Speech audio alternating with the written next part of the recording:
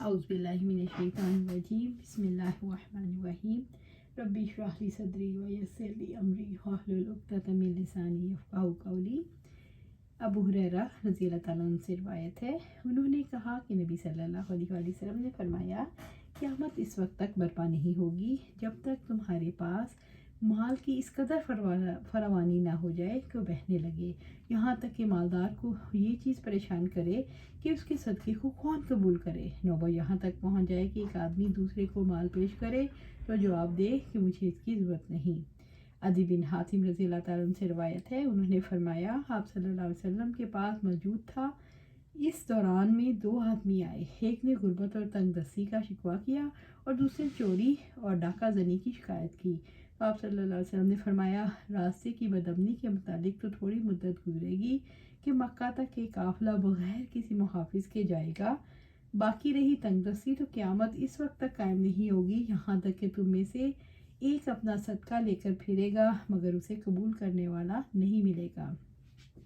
پھر قیامت کے دن تم میں سے ہر شخص اللہ کے سامنے کھڑا ہو جائے گا جبکہ اس کے اور اللہ کے درمیان کوئی پردہ حل نہیں ہوگا اور نہ کوئی ترجمان ہوگا جو اس کی گفتگو نقل کرے۔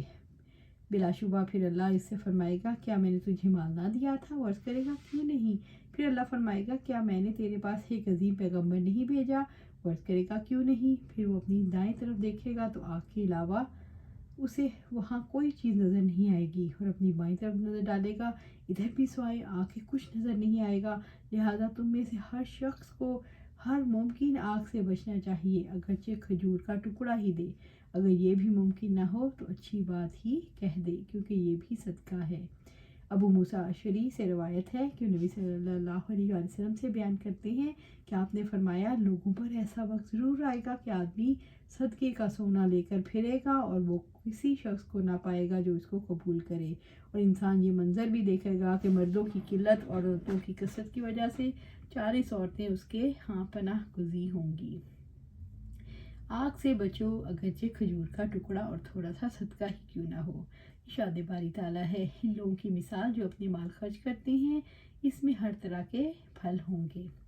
ابو مسعود رضی اللہ تعالیٰ عنہ سے روایت ہے کہ جب صدقہ کرنے کی آیت نازل ہوئی تو ہم بوجھ اٹھا کر مزدوری کرتے۔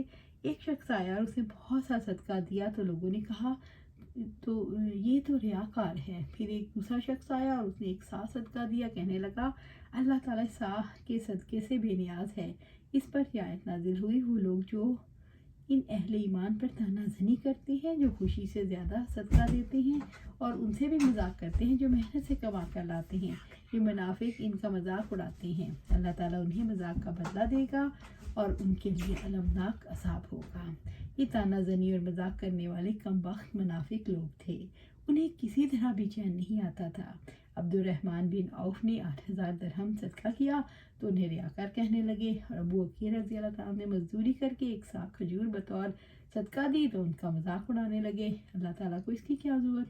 انہیں معلوم نہیں کہ اللہ کے ہاں مقدار نہیں بلکہ معیار کی قدر و قیمت ہے، وہاں تو دل کا اخلاص سیکھا جاتا ہے، اس کی موجودگی میں ایک سا کھجور بھی بہت ہے۔ اللہ سبحانہ تعالیٰ سے دعا ہے کہ اللہ سبحانہ تعالیٰ ہمیں ہر وقت صدقہ کرنے کی توفیق عطا فرمائے۔ اللہ سبحانہ تعالیٰ ہمیں صبح شام رات دن اٹھتے بیٹھتے چلتے پھرتے ہر وقت صدقے کی توفیق عطا فرما۔ اللہ سبحانہ تعالیٰ ہمیں قرآن و سنت پر عمل کرنے کی توفیق عطا فرما اور ہمیں جمع دے اس پر۔ اللہ سبحانہ تعالیٰ ہمیں جنت الفردوس کے اعلیٰ مقام پر جگہ عطا فرما، آمین یا رب العالمین۔